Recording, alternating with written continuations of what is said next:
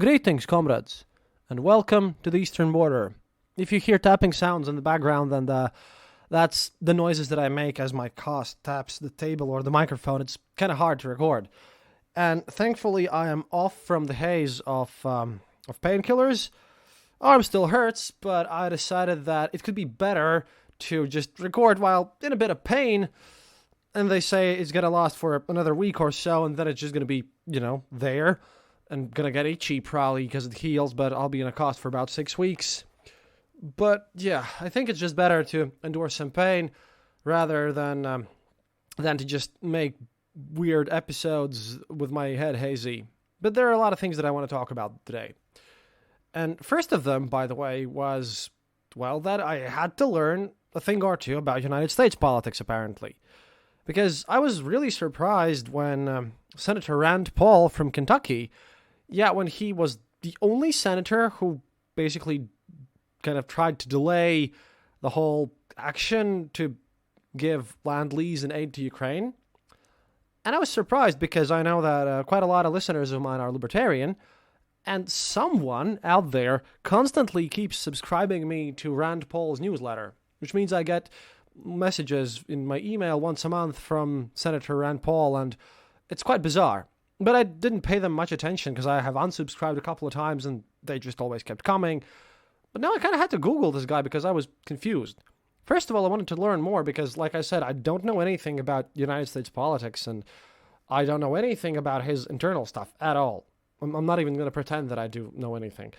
But I had to Google up whether or not, because I listened to his arguments because, he's the only one, and, maybe he has a point. Maybe he has something to say, and, turns out I, think he kind of misunderstood the $40 billion aid package, because it turns out it's not just, it's not giving direct money. It's basically like something like giving gun stamps, kind of like food stamps, but for guns. So what's going to happen is that the United States are going to basically hand out food stamp equivalents to Ukraine, and then Ukraine can go gun shopping with them with United States companies or something. At least as far as I understood it, and then there was like this controlling stuff, but there's a controlling provision. But all in all, I listened to his arguments because I kind of had to, because this is a big deal, and I tried to understand what's happening. So I looked up his relationships with Russia, and now please don't get me wrong here, and don't like torture me or anything. But I'm just a bit confused, and this is a thing that before we get to pure like Russian news, I kind of wanted to understand. I need some explanations from you, dear American listeners, especially libertarians, because, this guy, he keeps talking about America, but if you Google up his Russia stuff, then, you can find a thing where he went to Russia and spoke with Gosduma and called them their counterparts, and he invited, basically, Konstantin Kosachev, who was chairman of his Russian Council's foreign policy panel, to come over, and he was sanctioned at the time to the United States. He's been to Gosduma. And I thought, okay, maybe he wanted to go there. But apparently, this happened on August the 9th, 2018. And just a few days later, on September 25th, 2018, he apparently was the guy who wanted to introduce a bill to lift United States sanctions on Russian lawmakers. He apparently wanted to remove some sanctions from Gosduma people because he stated that, they're just voting. And the sanctions were in place because of the Crimea invasion. I mean, he goes to Russia, then he comes back home, and then he wants to remove sanctions. And then further on, like on January the 13th, this year already, 2022, he again spoke against Russian sanctions, and he spoke against legislation to sanction the Nord Stream 2, the Russian gas pipe. And I thought, okay, maybe he has like some Russian friends or business interests, but then Rand Paul, on April 26th this year, 2022, stated that Putin only invades countries that were part of Russia. And he kind of thought that, basically the invasion of Russia, the invasion of Ukraine by Russia is just, they're going to reclaim their Soviet territory back. And I think he has forgotten that, Soviet Union wasn't really popular, and he should really listen to my episode on Holodomor to maybe understand the history here. But if you kind of look up Mr. Rand Paul's, Senator Rand Paul's, I don't know his proper title or something, his actions in the past, I mean, for a guy who claims to be libertarian and defending, American liberties and everything, I mean, he might not say this, but for me, as a total observer from the outside, it seems like this guy is extremely pro-Russia. But it's kind of bizarre to see him just standing out there. And what I don't get the most is that obviously his decision can't be very popular in in the US to do all this. So this just got me super confused. So once you're done listening to this episode, I really would like some of you to just go to your email account or theeasternborder@gmail.com and explain this to me, because, again, I'm not an expert on United States politics. It's just that this seems super weird to me, and, well, only commenting on this because this is relevant and we have a lot of catching up to do. Meanwhile, we have some good news. Nearby Izium, in kind of the eastern parts, northeastern parts, where all the fighting is happening, there's a lot of heavy fights around these parts, and if you follow the maps, you can see that the Russians have been trying to focus their attacks.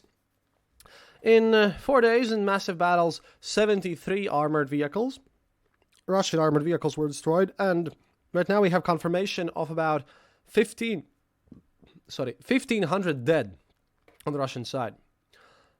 And that's kind of the biggest Russian loss in this war. It's kind of crazy, because you can see how they're slowly creeping back, and in a way you can also see how, like, if you've been following this show and all my analysis, you understand why President Biden spoke about how Putin's dragged himself in a position where he can't afford to lose, because he's like pushed up this whole propaganda so much that if he loses, then might as well be the end for him, and he really doesn't seem to be able to win either. And, we spoke about this, about the mobilization parts, where he was rumored to do this, and all the Russian pro-war kind of far-right opposition also is yelling at Putin. And Igor Girkin, personally, by the way, stated that he accuses Defense Minister Shoigu of treason about this whole situation. Because, Ukrainians have launched a counteroffensive on that part, and they have basically went and kind of came very close and actually reached the Russian border in some places near Kharkiv, which is about to get liberated once again. And this all comes in a kind of an interesting situation here, because I don't know what is gonna happen and how this is gonna progress, because it really doesn't seem like Russia is about to do full mobilization, and they can't win with the current things, because, well, right now you might be surprised why I don't speak about Odessa or those other regions so much, and we mentioned a possible conflict in Transnistria, but that also phased out, and the reason is simple, because there's no one to assault there, and even if they wanted to assault from the sea, like their Marines, they're attacking from, they're participating in battles near Zaporozhye, and all the airborne assault units are fighting in Donbass. So weirdly enough, like, Russian military vehicles are running out, and their manpower is also, well, without mobilization, not going to be as great as necessary, and that's kind of weird, because I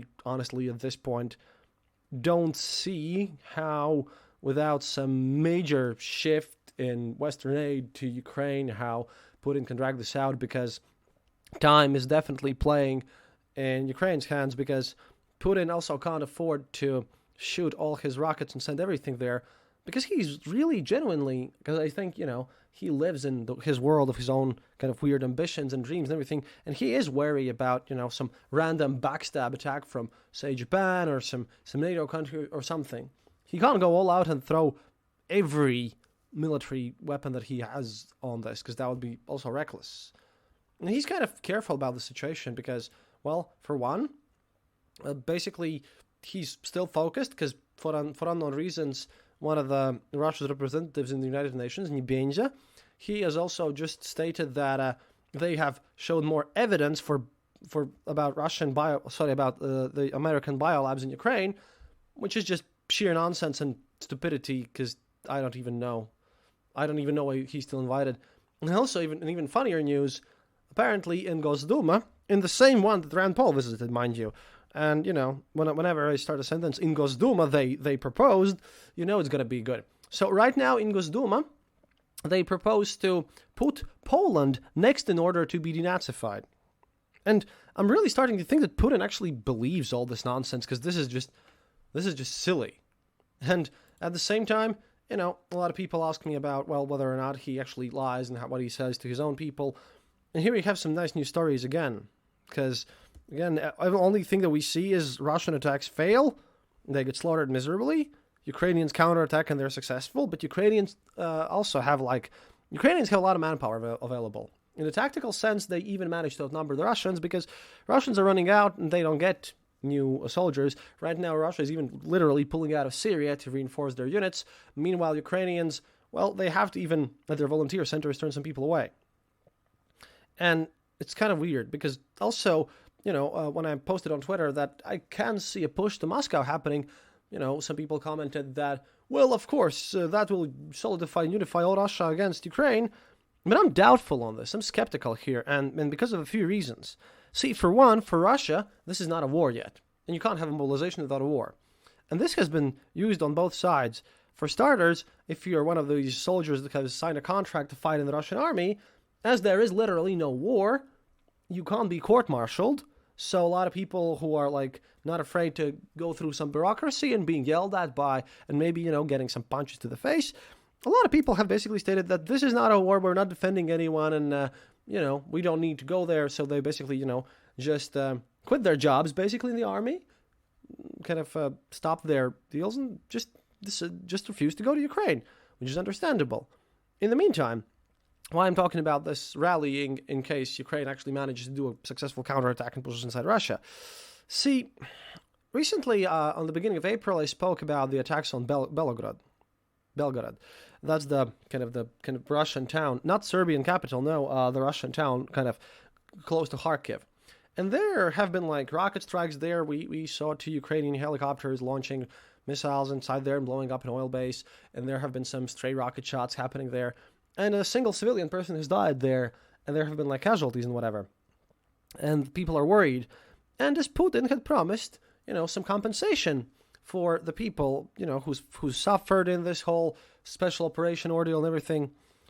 Yeah, to use this, the victims of the single, kind of the victims who had been wounded in explosions in Belgorod, where, rockets sometimes fly and things happen, and gas and oil tankers can get blown up, and that's reasonable, because it is a war after all. See, they actually filed a letter of complaint and demanded some compensation from the Russian government. And turns out that the Russian government replied that, no, this is just a special operation. It's not a war. And the special operation is happening on the territory of Ukraine.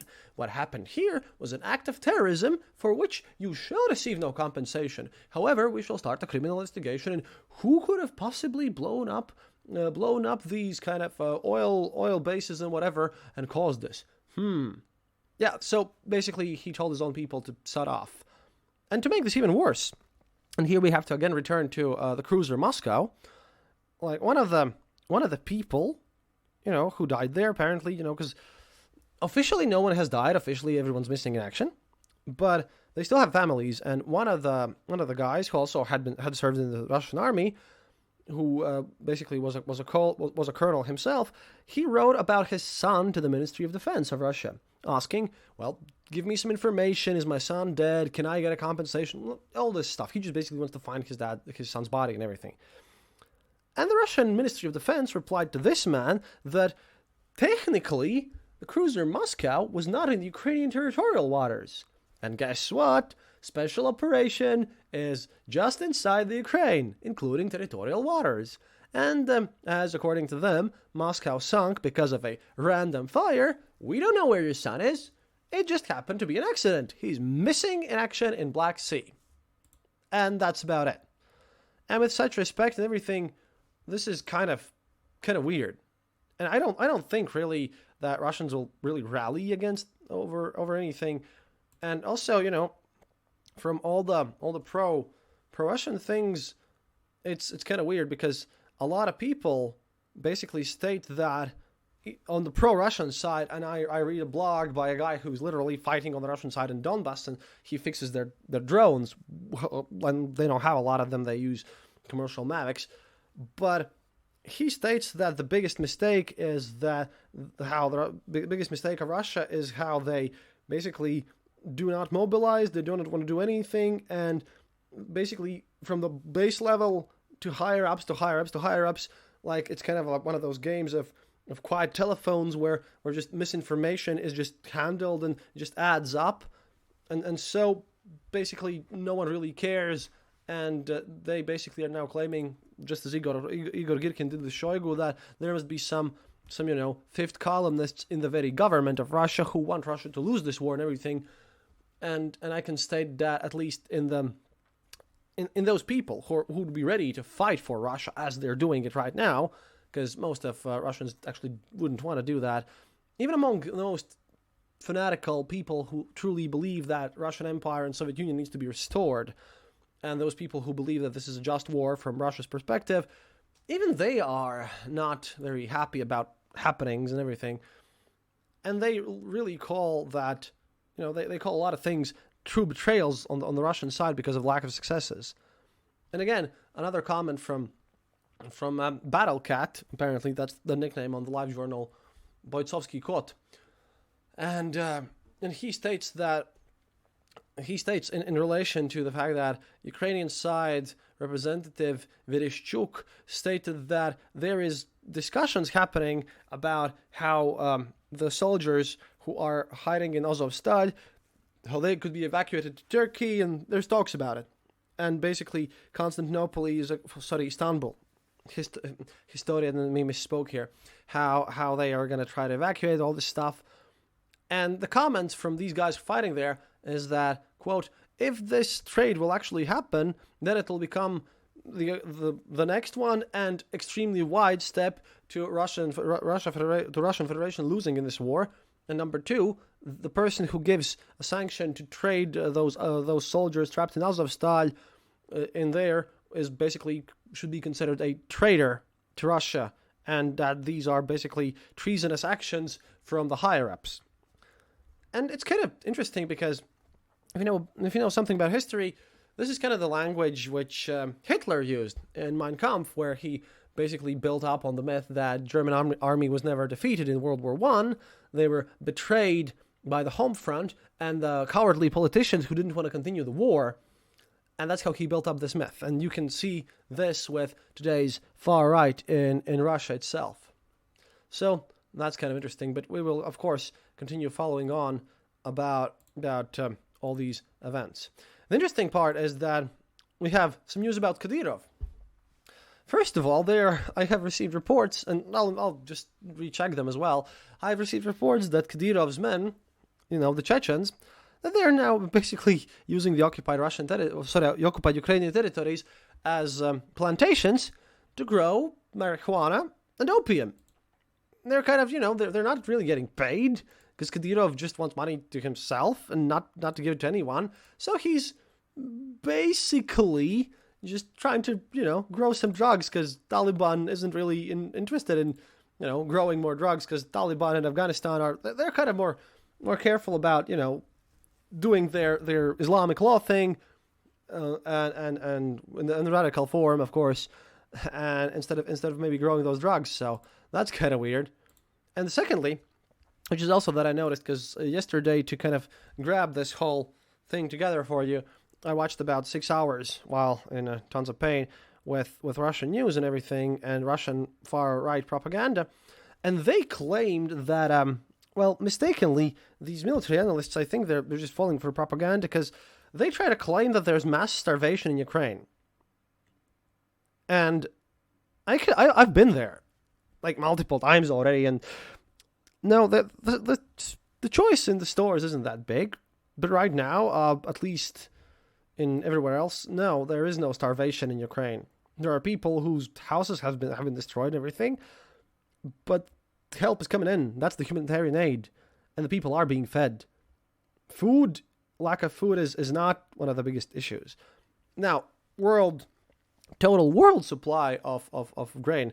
Now that would be that, because You see, in one side, Russia is clearly deliberately exacerbating the food crisis that is happening. They're blocking Ukrainian ports and destroying agricultural storage facilities. And basically, this is the hostilities that are hindering a full-scale sowing campaign.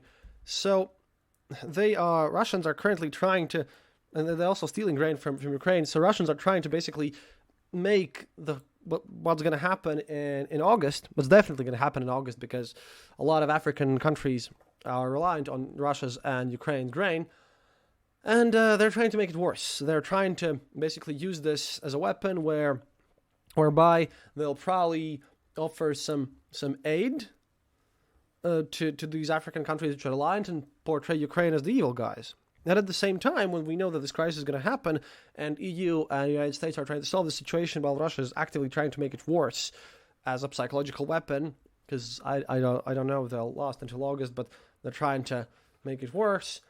Well, at the same time, a lot of politicians in Russia and a lot of news also claim that currently Ukraine is starving, and yet they want to export grain. Look at these evildoers who want to export grain outside of Ukraine, and that will cause a social explosion in Ukraine. But look, that shows that they're Nazis. So, Ukraine is getting a lot of food, not because they have, because they have logistics issues and because Russia has invaded them, but they're getting help from EU, which doesn't really need Ukraine's grain that much and doesn't buy it to such extent. Ukraine actually, wants to uphold their own deals and send grain to African countries to make this food crisis, which Russia is now making worse, better. It's kind of really twisted logic. All this episode can be just named Twisted Logic because sometimes I really don't understand, and, I've been doing this podcast for so many years, and I've, been called a Russian expert so many times, but even I just can't figure out everything at all, really. So that's just bizarre. But yeah, mental gymnastics, ahoy. Everything's just awesome. And yeah, we'll see more weird propaganda in this one. And sadly, well, Mr. Paul's decision to delay this whole procedure is probably gonna mean that I'm not sure if we will see massive breakthroughs from Ukrainian side very soon, but it depends on the Russian strategy, really. If they continue and provide Ukrainian army great successes like these 73 destroyed vehicles on a single pontoon bridge, then who knows what can happen. Maybe, like Ukrainians claim, this war could be done by August. Oh, and in the final, what I wanted to say is that to my American listeners, if you're worried about the United States aid to Ukraine, don't worry. 40 billion might seem like a lot, but apparently you have frozen, at least total in the United States and EU, about $256 billion worth of Russian assets have been frozen. So I am pretty sure that this money will be put to good use and returned to the kind people of the United States of America to repay them for their kindness in aiding Ukraine. Of course, it's a bit of a legal issue, but hey, when that happens, I'm pretty sure it's going to get sorted out. At any rate, I hope you enjoyed this episode. This was one of the... I'm just really happy to be back and doing this. And remember, happiness is mandatory. And please consider becoming my patron on patreon.com/theeasternborder. You can also just follow us on Twitter at Eastern_border. And there, if you click my profile, you'll see a little kind of money icon there. That also leads to my Patreon. And if you want to listen to these episodes without ads, well, Patreons get this chance, and also you can listen to them from our website, theeasternborder.lv, where you can, also click the donate button there and just PayPal us some money directly, which are immediate emergency funds and goes out basically right now for my meds and everything. Patreon money goes for basically next trip, because we're saving up, because as soon as this arm heals, yeah, someone has to go back, And even if the war ends, we're still going to go back because rebuilding is going to happen. And then maybe we can even go to Russia and figure out what's happening there. And Belarus also might turn interesting.